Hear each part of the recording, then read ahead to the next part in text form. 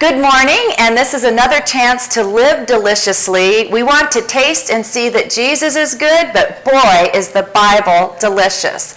Today we're making barley cakes, and it reminds us of so many characters. Gideon had barley that he was weaning, and Ruth came to the barley harvest just in time to meet Boaz. And so some of our ingredients you can see are going to include milk and honey. And that's so wonderful because the people of Israel traveled to a land flowing with milk and honey. Most likely the milk was from goat's milk because there were so many flocks and they were shepherds of goat flocks. And then honey. Now the honey in Israel was probably from dates, which they made into date honey.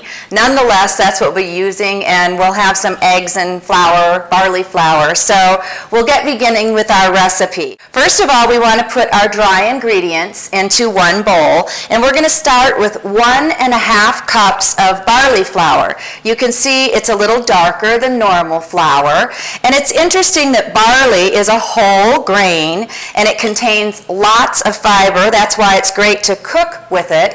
It's the 4th largest cereal crop that we have in the world. So lots of people eat barley. Being Scottish, we love barley. And so anyway, that's one of the ingredients in the barley home, my lineage. The other thing is, it's interesting that the earliest archaeological find of barley was in southern Galilee. So that's really exciting for us that it does come from Bible lands, and that was like 8500 BC. Well, to the barley, we're going to add some whole wheat flour, and it's just 1/2 cup of whole wheat flour. So we're going to put that into our mixture. And then the next thing we need is a teaspoon of baking soda. That's our leaven. Remember, Jesus talked a lot about leaven, that if you put it in something, it leavens the whole lump. So we're going to take a teaspoon of baking powder, and it should be flat, not rounded. So you can use a knife to shave it off, or you know me, I'm not the perfectionist, so I'm going to just dump in. Looks like a good level teaspoon to me. And then what you want to do is you want to kind of just mix these ingredients up. If you had a sifter, you could be old-fashioned like my grandma and sift it through. But you just want to make sure all the flour and baking soda is well mixed so that you don't have a clump of one thing and not the other. And you want, of course, the baking soda to be well distributed in your flour. Now the recipe is going to ask us to season with salt to taste, and I would prefer to put that in here before the liquid ingredients. And of course, another thing from Bible lands, sea salt is really my preference if you're going to use salt in the kitchen. And I've brought you a little sample, but sea salt is simply sea water that is dried, and it forms these crystals. And so I prefer sea salt because of the more minerals, but there are other forms of salt. My husband loves to make wonderful salads, and you can get Himalayan salt. Isn't this super cool? And that comes in rock form, and we have a little grater, and then we just put some salt in. You can see just a little bit comes off, and I'm not a huge proponent of salt. I don't think it's good for your blood pressure, and it makes you retain water, ladies. So go lightly with the salt. So we'll put in a little bit of the Himalayan for today, just because it's fun to do. And again, we want to mix the ingredients so that one cake isn't saltier than the other cake. The next thing we're doing is we're going to put a little trench or a hole in the middle of that dry ingredients, and now we're going to mix together our liquid ingredients. So since this is the land of milk and honey, our recipe calls for 1 cup of whole milk, which I've pre-measured, and then it calls for 1 egg.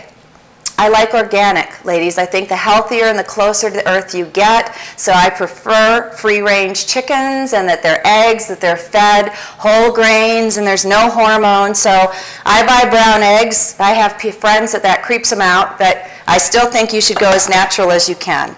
So let's, woo! That was an entry. So put 1 egg in there, and then it calls for 1 cup of liquefied honey. And a lot of you are now confused and saying, what is liquefied honey? It's honey in its liquid form. Some honey comes kind of like butter almost. My dad's favorite kind is to spread on toast, and it's a little harder. It has less water content. So we're going to take 1 cup of liquid honey, And that's going to take a little while. So we'll just put it into our measuring cup. And you can see this one is very liquefied. If you have honey at home, and this happens to me all the time, and it's not liquefied, pop it in the microwave. Just a few seconds, it doesn't take much. And you can add a little bit of water because it may have evaporated and hardened. So add some water to your honey and put it in the microwave, just a little bit. It doesn't take much. And the heat actually brings it back to its liquid form as well. As you know, because I like things to be close to the earth, the honey, it's preferable that it's local honey. And if you research this a little bit, you'll find out if you use local honey that those bees have been in your local pollen, your local flowers, and so this adds relief from seasonal allergies. So guess what? Eat your oat, barley, milk and honey cakes, and you might get relief from your allergies as well. And another thing that's interesting about honey is that it was the oldest source of sweetness in the world.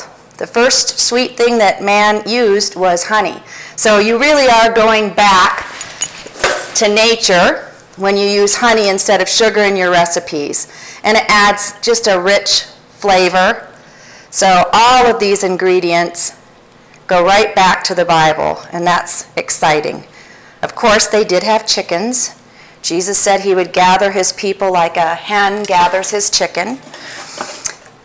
And so now what we want to do is whisk these ingredients. Have a little whisk here. And I will teach you a whisking. This is not whisking. This is blending and stirring. And this is not whisking, doing it faster. Whisking, you want to pull the whisk up and around because it adds water to the mixture, air to the mixture. See how I'm bringing, it's kind of a wrist motion like that. So when you whisk, you're not only blending, but you're adding air to whatever it is you're making. And this does call for the ingredients to be whisked. So we get the milk and the honey and the egg all well blended and aerated. The next thing we do is we pour the liquid into the middle of the dry ingredients. So here we go. That was pretty easy, wasn't it? We had the dry, we had the liquid. Now we are going to stir these, almost mix. You don't want to overdo this. It will just turn out harder. We went to the trouble of putting the air into the whisking, so when we mix this, we don't want to over-mix and put everything together so tightly that it won't be light. It would end up like Ellie Mae's biscuits on the Beverly Hillbillies. They would be really hard, like the cement pond. Now, we don't want big lumps, but it's okay if it leaves a little bit of lumpy. Okie dokie. That looks like it's just blended well, not over stirred. And now we've preheated an oven to 425 degrees, and we're going to simply spoon these onto a greased cookie sheet. Cookie sheet behind me. And I think we might as well stick biblical. I do use Pam, but one has to ask yourself, what is in there anyway? It is canola oil. But did you know that you can buy Pam that has olive oil? And I think that that's much healthier for you, again, using the olive from the Holy Land. And so we're just going to make sure that our cookie sheet is well greased. A little light spray of it on there. And then we're going to take tablespoons. So the recipe calls that we take a tablespoon of the mixture and we put it on the cookie sheet.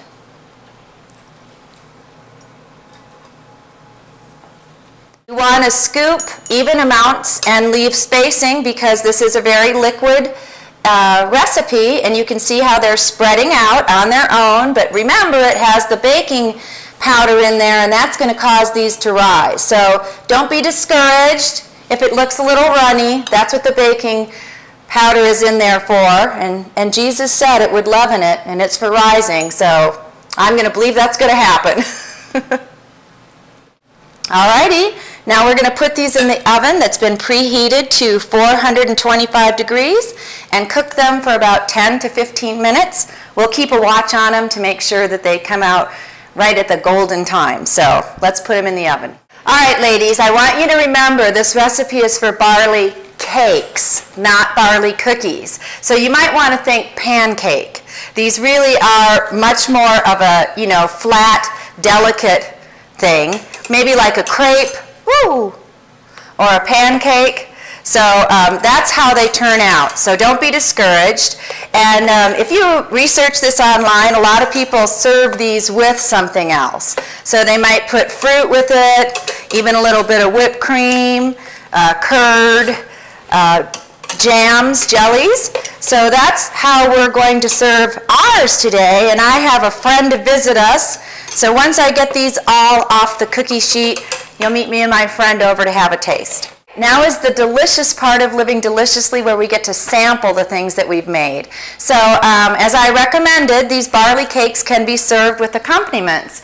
So we added some jam and some lemon curd, and of course we would have had a citron, which was a fruit that was similar to a lemon or a lime in the biblical time. So we've added some yummy preserves, and then we've also added a little bit of sour cream and or whipped cream that you could serve with these things. And I've invited my friend Laura to come over and sample these with me. So Laura's going to come over and we're going to give them a shot. Hi, Laura. Hi. Thank you for coming. My pleasure. You have to live hospitably, and you shouldn't be eating alone. You have to have someone to join you. So I'm going to let you first take one of our cakes, Laura. And I'll grab one as well. What would you like on yours? I'm a lemon curd person. Okay, go for it. I think I'm going to try a little bit of the sour cream. So putting some sour cream on, and I have to spread mine evenly. And then I am a jam preserves person, so I'm going to go with a little bit of the preserves. So, okay, we have to let them see what our first taste is. I'm going to confess to you, I'm going to turn it over like a taco, because it's just the kind of girl I am. I want a great big mouthful. So are we ready to give it a try? 1, 2, 3. Actually, it's wonderful. They're fantastic. It is wonderful. I love the little crispy edges. And that's what I thought too. The edge is crispy from the honey, and they're a little denser than a consistency of a pancake. They're a little heartier. Kind of maybe like cornbread? Better than cornbread. Way better than cornbread. We love to end this time with a little bit of prayer, so join us as we pray. Lord, thank you so much for giving us all things delicious and good, that you give us the sweetness of the honey to remind us to be sweet to others, Lord, the salt of the earth, that we would give flavor to the things around us, and that wholesome milk, Lord, that our speech would be full of whole, good, edifying things. In Jesus' name.